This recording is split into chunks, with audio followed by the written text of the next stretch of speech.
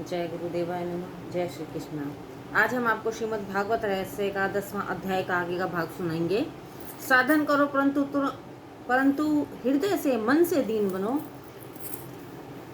अद्वैत जीव कृष्ण को पसंद नहीं है। मैं तो निरभिमानी हूँ, ऐसा कहना और मानना भी अभिमान है। जब हृदय नम्र बनता है तब हर कहीं भगवान के दर्शन हो जाते हैं। तेरा अवतार ब्रज भक्तों के लिए ही है, सो तेरा परम सांवला सुंदर मुख कमल हमें भी दिखाई दिया है। कृष्ण ने कहा, मेरे दर्शन के बाद तुम्हारी क्या इच्छा बाकी रहेगी। अतरंग के संयोग और बहिरंग के वियोग की यह बातें हैं, इसलिए ऐसे जैसे प्रत्यक्ष बात कर रहे हैं वैसे ऐसा आभास होता है। गोपियां कहती हैं, हे काम विनाशक, तू अपनी सभी कामनाएं नष्ट कर सकता है। न कृंद अच्छम, अपने काम का नाश करो। गोपियां काम सुख की नहीं, काम नाश की बात करती हैं। संत गुरु के हाथों में काम नाश की शक्ति है। आपका हाथ हमारे मस्तक पर फिरते ही हमारी बुद्धि में से काम वासना नष्ट हो जाएगी। आप अपने चरण हमारे मस्तक और हृदय पर पधराइए। कृष्ण ने कहा, क्या मेरे चरण कमल इतने सुलभ हैं कि मैं उन्हें हर किसी के हृदय पर पधराता फिरूं? गोपियां कहने लगी, तेरे चरण गायों के लिए सुलभ हैं, तो क्या हमें भी उनका लाभ न मिलेगा? हम तो तेरे पास गायों से भी दीन बनकर आई हैं। तेरे चरण तो तृण चरानुग है। गायों के लिए मेरे चरण सुलभ हैं, क्योंकि तुम दोनों एक दूसरे के आगे पीछे चलते रहते हो। क्या तेरे चरण गायों के लिए सुलभ हैं और हमारे लिए दुर्लभ? प्रभु ने कहा, क्या तुम मुझे गोपाल मानते हो? गोपियों ने कहा, नहीं नहीं, तुम तो श्री निकेतनम हो। तुम्हारे चरण तो लक्ष्मी के निवास स्थान हैं। तुम्हारे चरण तो लक्ष्मी जी के नित्य अपनी गोद में रखकर सेवा करती हैं। श्री कृष्ण ने कहा, मैं तुम्हारे हृदय पर चरण पधराने को तैयार हूँ, परंतु मुझे एक बात का डर है। कहीं तुम्हारे अभिमान से भरे विषैले हृदय पर मैं चरण पधराऊं तो उसका असर यदि मेरे चरण पर भी हो गया तो? गोपियों ने कहा, प्रभु आप तो हमारी भावनाओं की हंसी उड़ा रहे हैं। आप तो फणी फणी विशेल कालिया नाग के मस्तक पर आरूढ़ होकर नर्तन करने वाले हैं। जब आपके ऊपर कालिया नाग के विष का असर नहीं हुआ तो हमारे हृदय का विष का क्या आपका क्या बिगाड़ पाएगा? और यदि हमारे हृदय विषैले भी तो आपके चरण उसे अमृत बना देंगे। आपके चरण तो सभी प्रणाम करने वालों के लिए पाप मिटा देने वाले हैं। गोपियां विनती करती हैं, हे नाथ, अपने अधरामृत का पान कराकर हमें जीवन दान दो। श्री कृष्ण ने कहा, तुम सब जी तो रही हो ना, फिर भी मुझसे कैसा जीवन दान मांग रही हो? तुम्हारे प्रेम में कुछ कपट भाव है। हमने तो सुना है कि दशरथ ने राम जी के वियोग के कारण प्राण त्याग दिए थे। राम राम कही राम कही, राम राम कही राम, तुम प्रिय हरि रघुवर विरह रऊ गऊ सुरधाम। दशरथ जी का राम प्रेम हार्दिक था, इसलिए राम विरह होते ही उन्होंने प्राण त्याग दिए। यही सच्चा प्रेम है।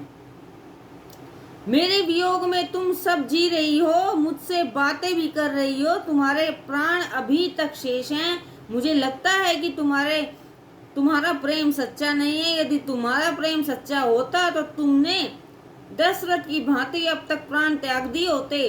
कृष्ण ने ऐसे वचन सुनकर गोपियां अत्स्वर में गाने लगी। गोपियां कहने लगी, कन्हैया क्या कह रहे हो तुम? तुम्हारे प्राण तो जा ही रहे थे, परंतु तुम्हारी कथा अमृत पान के लोभ के कारण अब तक रुके हुए हैं। तुम्हारा कथा अमृत और नामामृत ने हमारे प्राणों के को अब तक रोके रखा है। तुमने हमसे मिलने का वचन दिया था, उस वचन के पूरा होने की आशा में ही हम जी रहे हैं। वैष्णव तो अंतिम सांस तक परमात्मा से मिलने की आशा में जीता रहता है। प्रभु तुम्हारी लीला कथा और अमृत सब रूपा है, जो श्रवण मात्र से पापों का नाश करती है। उसका श्रवण मंगल आनंदमय है। यज्ञ कथा सुनने से आनंद नहीं होता। विरह कुल जीव के लिए रासलीला जीवन रूप है। जीवन सर्वस्व है। बड़े बड़े ज्ञानी महात्माओं ने, भक्त कवियों ने इसका गान और श्रवण किया है। यह कथा सभी पाप और तो मिटाती ही है और सुनने मात्र से परम कल्याण भी करती है। वह अति सुंदर, मधुर और शांतिदायक है। स्वर्ग का अमृत तो पुण्य को जलाता है, जबकि यह कथा तो पापों को जलाती है। जो व्यक्ति इस लीला कथा का गान करता है वही सबसे बड़ा दानी है।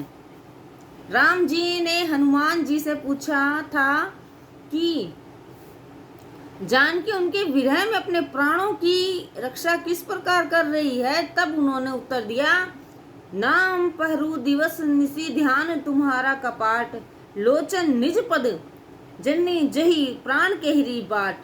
आपका नाम रात दिन उनकी रक्षा कर रहा है। आपका ध्यान द्वार है। नेत्र आपके चरणों में ही लगाए रखती हैं, तो फिर प्राण बाहर निकले भी तो कैसे। वैसे तो विरह के कारण प्राण निकल ही जाते, किंतु उनको आपसे इतना प्रेम है कि आपका नाम और ध्यान छूट नहीं पाएगा। और नाम ध्यान गए बिना प्राण जा ही नहीं सकते। जानकी के मन, वचन और कर्म तीनों आपसे ही संबंध है, इसलिए उनके प्राण अभी तक शेष हैं। कृष्ण का कथा अमृत प्राण को वीरावस्था में भी रोके रखता है। भगवान की कथा भी उनके 6 गुणों से युक्त है। वह मोक्षदा है, परमानंद है, अमृत है, तत्व का जीवन है। संसार ताप से पीड़ितों की पीड़ा का निवारण करती है। ज्ञानी की कथा अमृत की स्तुति करते हैं। यह पापों को दूर करने वाली है। इसमें वीर्य धर्म का सूचन है। श्रवण के लिए कल्याणकारी है। कथा अमृत में यश धर्म है। लक्ष्मी युक्त है, सर्वत्र व्यापक है। भगवान के 6 गुण ऐश्वर्य, वीर्य, यश, ज्ञान, वैराग्य और इस कथा अमृत में भी अन्नदान वस्त्रदान से बढ़कर है, परंतु कथा दान सर्वश्रेष्ठ है। निरपेक्ष कथा करने वाला ही सच्चा भक्त है। ज्ञान दान से जीवन सुधरता है। जीव को हमेशा की शांति मिलती है। कन्हैया तेरे लिए हमने सब का त्याग किया है। ना तुम्हारे लिए तो हमने सारे लोक लाज तक को छोड़ दिया और आज तू निष्ठुर बन गया है। भाई छोड़ा, बंधु छोड़ा, छोड़ा सगा सोई, मेरे तो गिरधर गोपाल दूसरा ना कोई। पति सुतन्वय भक्त बधवांती विलेद है, तेत युता गता गति विध्यास्त गीत मोहिता। इस श्लोक में गोपियों का संन्यास प्रकट हुआ है। अपना चित्त अब एक क्षण भी अन्य किसी वस्तु में नहीं लगता है। कोई वस्तु में क्षण चित्त नव चोटे, अलबले आवी बैठो है जीरे। ध्याना प्रीतम जीने अटलू जोई कहे जाओ, कया सुधी आवा दुख सही जिए रे।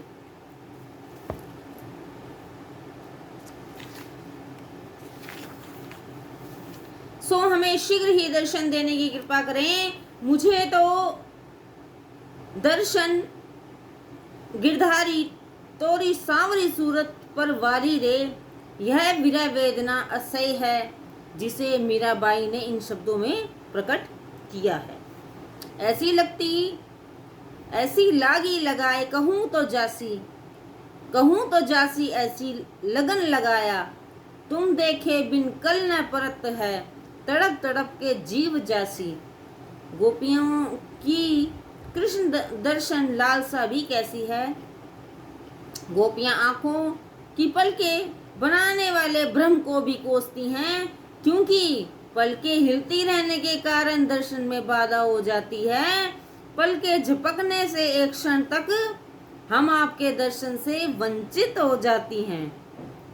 एक क्षण का विरह भी हमारे लिए तो असहनीय है। आंखों की पलकें बनाने वाला भ्रम जड़ है। यदि उसने पलकें बनाई ही न होती तो हम आपके दर्शन निरंतर कर सकती थी।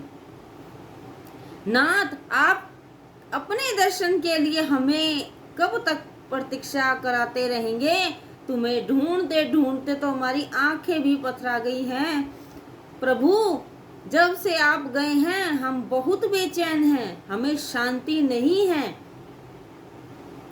दरस बिन दुख लागे नैन, जब से तुम बिछड़े पीव प्यारे, कब न पाऊं चैन। शब्द सुनत मेरी छतिया कापे, मीठे लागे बैन। एक तक ठाड़ी पत्नी हारू, भाई धमासी रैन। विरह विद्या कासो के रसजनी, वे कही करवत एनैन। मिरिया के प्रभु कब्रे मिलोगे, दुख मिटन सुख देन। हे दुखहर्ता और सुखहर्ता, तुम हमें कब मिलोगे, कब हमें दर्शन दोगे। असह्य विरह वेदना के कारण गोपियां रोने लगी। खाली गीत गाने से कुछ भी नहीं हो पाया, केवल गुणगान ही नहीं, रुदन भी आवश्यक है। गोपियां रोने लगी तो परमात्मा प्रकट हुए। कृष्ण दर्शन की इच्छुक गोपियां थक हार कर बड़े जोर से रोने लगी। प्रभु के लिए साधन करके थका जीव रोने लगता है तो प्रभु दयावश प्रकट होते हैं। गोपियों की भांति रो रो कर तुम भी प्रभु को प्राप्त कर सकते हो। रामकृष्ण परमहंस ने कहा है, पत्नी पुत्र आदि की मृत्यु के समय या धन संपत्ति को पाने के लिए लोग आंसुओं की सरिता बहा देते हैं, किंतु ईश्वर के दर्शन न पाने के दुख से भगवान के लिए आंसू एक बूंद तक गिराने वाले कितने हैं। अपने अनुभव का वर्णन करते हुए उन्होंने कहा, संध्या समय भी मुझे माँ के दर्शन नहीं हो पाते थे तो मैं रो उठता था, माँ आज का दिन भी तेरे दर्शन के बिना बीत गया। मैं रोता हुआ धरती पर गिर जाता, अतः में मुझे उनका दर्शन हुआ। दर्शन प्राप्ति के लिए अतिशय व्याकुलता से आंखों में आंसुओं की धारा बहाओ, वे अवश्य दर्शन देंगे। अब गोपियों का कीर्तन कृष्ण ने से देखा नहीं गया। गोपियां अभिमान रहित होकर नम्र बनकर रो रही थी। सो कृष्ण को प्रकट होना पड़ा। भक्त जब भगवान के लिए कीर्तन करता है तो वे अवश्य ही प्रकट होते हैं। तुम दीनता से रो रो कर पुकारोगे तो प्रभु प्रकट होंगे और अभयदान देंगे। प्रभु ने गोपियों को वचन दिया कि वे अब उनको छोड़कर कभी नहीं जाएंगे। दशम स्कंद में 31वें अध्याय को गोपी गीत कहा जाता है। इनमें 19 भिन्न भिन्न गोपियों ने गीत गाए हैं। इन गोपियों के प्रकार महाप्रभु वल्लभाचार्य जी ने बताया है। पहला श्लोक बोलने वाली गोपी सात्विक राजसी थी, अतः उसने प्रभु का गुणगान किया है, प्रशंसा की है। दूसरा श्लोक गाने वाली गोपी सात्विक तामसी थी तो उसने श्री कृष्ण को उल्हाना दिया। एक श्लोक तमाम गोपियों ने कहा जिसमें श्री कृष्ण को निष्ठुर कहा है। सात्विक गोपी ने भगवान के उपकार याद किए। चौथी गोपी रूपा निर्गुण थी तो उसने कहा, आप तो समस्त देहधारियों के हृदय में बसने वाले साक्षी हैं, अंतर्यामी हैं। 5वें श्लोक में अनन्य पूर्व सात्विक गोपी ने भगवान की कृपा मांगी। उसने कहा, अपने हाथ हमारे मस्तक पर पधराइए। 6ठे श्लोक की अन्य पूर्व सात्विक तामसिक गोपी ने कृष्ण पर अपना अधिकार दिखाते हुए दृष्टापूर्वक प्रार्थना की। गोपी गीत का उपसंहार करते हुए महाप्रभु वल्लभाचार्य जी ने संबोधिनी में कहा, भगवान साधन संपत्ति से संतुष्ट और प्रसन्न नहीं होते। भक्तों की दीनता ही एक ऐसा साधन है जो उन्हें प्रसन्न कर सकता है। गान और प्रलाप निष्फल रहे तो गोपियों में दैन्य भाव जागा और वे रोने लगी। गोपी गीत सुनकर कृष्ण प्रत्यक्ष उपस्थित हुए थे। सो वैष्णव लोग इस गोपी गीत का पाठ करते हैं, परंतु कुछ संप्रदाय के अनुसार भगवान का प्रत्यक्ष दर्शन होने पर गोपी गीत का पाठ निषिद्ध है। गोपी गीत विरह गीत है, मिलन गीत नहीं। गोपियों ने कृष्ण को कपटी कहा था, हमें ऐसा नहीं करना चाहिए था। भगवान को दया नहीं आई और जब प्रकट नहीं हुए तो भगवत विरह में प्राण छटपटाने लगे। लोग लाज का त्याग करके गोपियां रुदन करती हुई पुकारने लगी, हे गोविंद, हे माधव, हे दामोदर। परमात्मा पूरा प्रेम चाहते हैं, पागल बने बिना परमात्मा नहीं मिल पाते। कामाधे काम के पीछे, लोभी धन के पीछे और भक्त भगवान के पीछे पागल बनता है। जब तक जीव संसार के जड़ पदार्थों के साथ प्रेम करता रहता है तब तक ईश्वर को दया नहीं आती। परमात्मा को प्रसन्न करने का साधन यही है कि जीव विरह व्याकुलता से भगवान के लिए एकांत में आंसू बहाता रहे। भगवान श्री कृष्ण प्रकट हुए तो उनको आनंद हुआ। कुछ लोग प्रेम करने वाले से प्रेम करते हैं, कुछ प्रेम न करने वाले के साथ भी प्रेम करते हैं, और कुछ ऐसे भी होते हैं जो किसी से प्रेम नहीं करते। प्रेमदाता के साथ प्रेम करने वाला स्वार्थी होता है। बालक प्रेम न भी करे फिर भी माता पिता तो उसे प्रेम करते ही हैं। अवधूत कोटि में महात्मा सतत ब्रह्म वृत्ति रखते हैं, अतः वे ईश्वर के सिवा अन्य किसी से भी प्रेम नहीं करते। गोपियों ने कृष्ण से पूछा, आप इन 3 प्रकारों में से किस प्रकार के प्रेमी हैं? श्री कृष्ण ने कहा, सखिया, मैं तो इन सभी प्रकारों से परे हूँ। तुम्हारा प्रेम मैं जानता हूँ। मेरे वियोग से तुम्हें दुख तो हुआ, किंतु विशिष्ट योग का दान करने के लिए ही मैंने वियोग दिया था। सुयोग्य अवस्था की अपेक्षा विरहावस्था में प्रेम पात्र के साथ तदात्म्य अधिक होता है, इसलिए वियोग का एक विशेष प्रकार का योग कहा गया है। इस योग का दान करने के लिए ही श्री कृष्ण अदृश्य हो गए थे और इस प्रकार गोपियों को अधिक निकट लाया गया। गोपियां ऐसी तल्लीन हो गई कि विरह होने पर विवाह तरंग में उन्हें संयोग की अनुभूति हुई। श्री कृष्ण कहते हैं, इस वियोग में तुम्हारी अपेक्षा मुझे ही अधिक कष्ट उठाना पड़ा। तुम तो एक दूसरे को संतावना देती थी। व्याकुलता ललिता को विशाखा संतावना देती थी और तो विशाखा को चंद्रावली संतावना देती थी, परंतु मैं तो उधर अकेला ही रोता रहता था। मुझे संतावना देने वाला मेरे पास तो कोई भी नहीं था। सखियां, तुम सब मेरी ही तो हो, परंतु तुम्हें गर्व हो आया था। तुम्हारा यही अभिमान मिटाकर तुम्हारा मन अपने में केंद्रित करने के लिए तुमको विरहांगनी में जलाना पड़ा।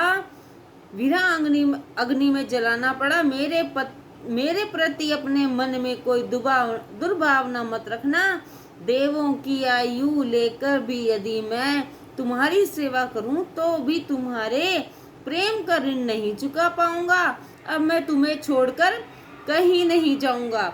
जीव मात्र गोपी है, वह विशुद्ध होकर नम्रता से प्रभु के पास जाए तो वे अवश्य दर्शन देंगे।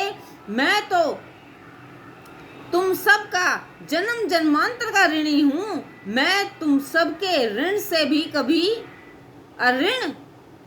ऋण नहीं हो जा पाऊंगा। मेरी सखियों, तुमने मेरे लिए अपनी घर गृहस्थी की वो जंजीरें तोड़ डाली हैं जिनमें योगी जन भी आसानी से नहीं तोड़ पाते।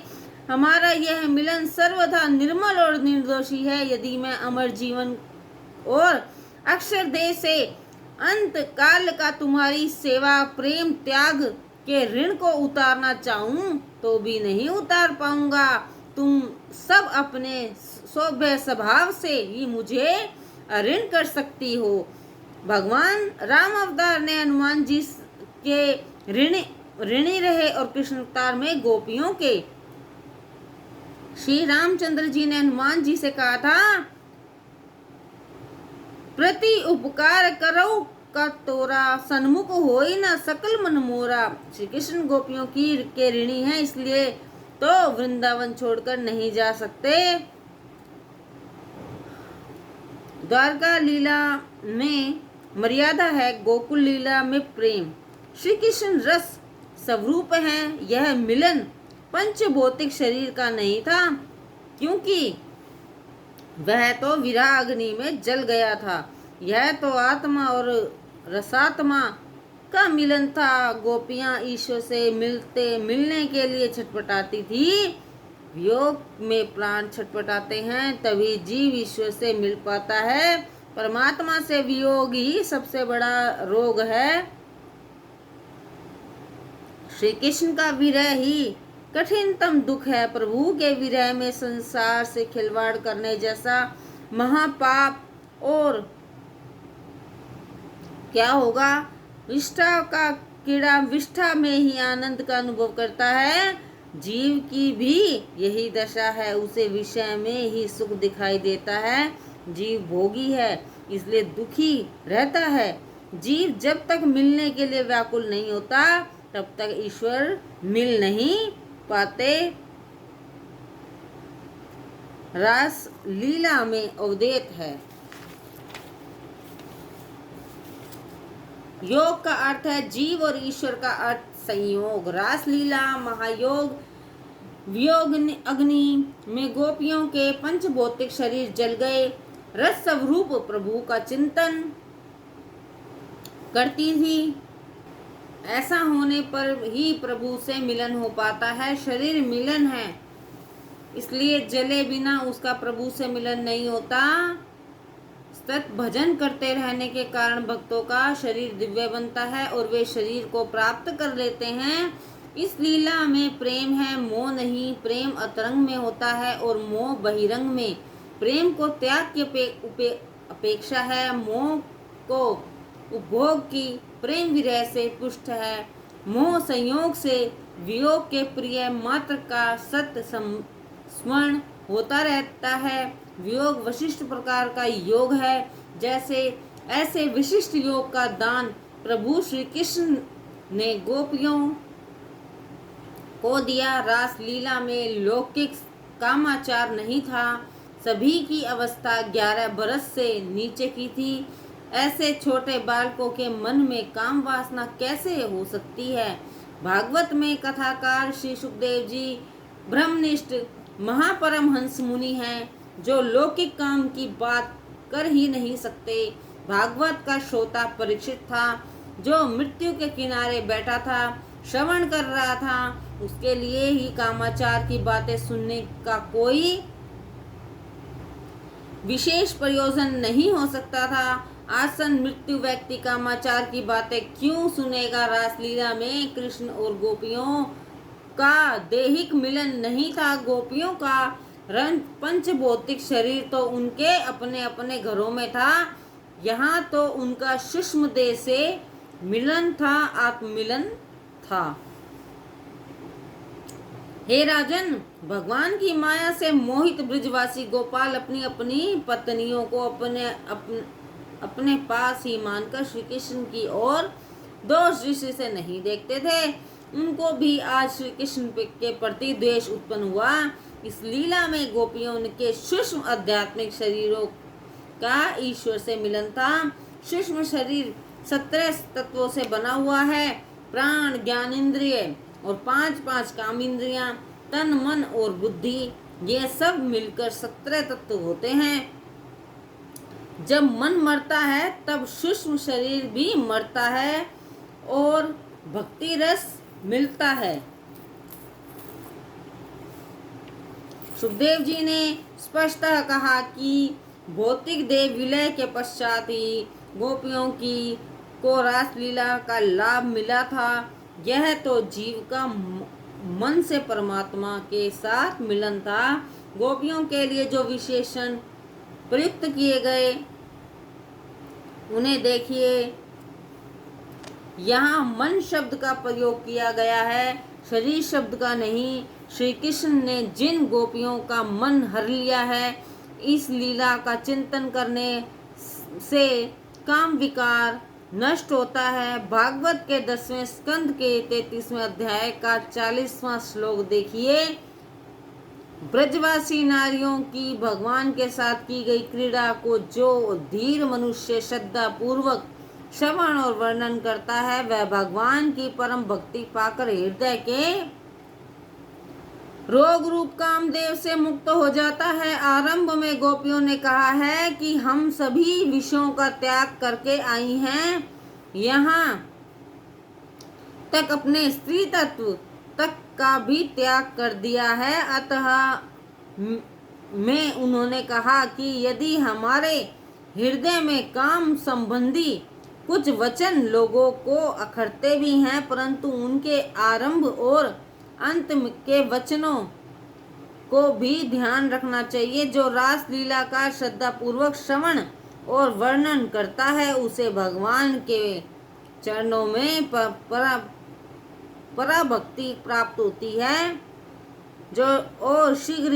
ही वह हृदय रोग काम विकार से मुक्ति दिलाती है। उनका काम भाव हमेशा के लिए नष्ट हो जाता है। रासलीला के पहले अध्याय में परमात्मा का आत्मा के साथ रमण है, जिस प्रकार प्रभु के सर्वेगों के साथ रमण है।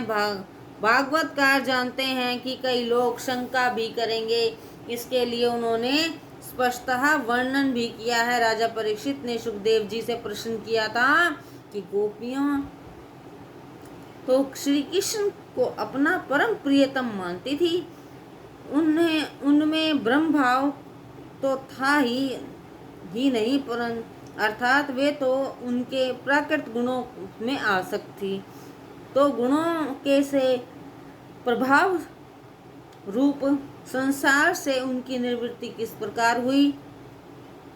सुखदेव जी ने कहा, ईश्वर का चिंतन करते करते जीव स्वयं ईश्वर बन जाता है। शिशुपाल देश भाव के कारण ही प्रभु का चिंतन करते करते प्राकृतिक शरीर का त्याग करके उनका पार्षद बन गया था। तो गोपियों का कृष्ण में बन जाना कोई आश्चर्य की बात नहीं है। राजन, रास में श्री कृष्ण का रमण गोपियों के शरीरों के साथ नहीं था। उनका पंच भौतिक शरीर तो अपने अपने घर में था। यहाँ तो परमात्मा के साथ गोपियों के औदेदिक आध्यात्मिक स्वरूप का मिलन है। शरीर चाहे कभी न रहे, मिलन तो मन में से होता है। शरीर जहाँ भी हो, गति तो मन की भावना की है। इस विषय में विर्त और अविर्त नामक 2 ब्राह्मणों का दृष्टांत पहले ही दिया जा चुका है। 33वें अध्याय में राजा परीक्षित ने सुखदेव जी से एक और प्रश्न किया था कि पूर्ण काम होते हुए भी श्री कृष्ण ने ऐसा निंदनीय कृत्य क्यों किया। सुखदेव जी ने कहा, परीक्षित, तेरे मन में ऐसी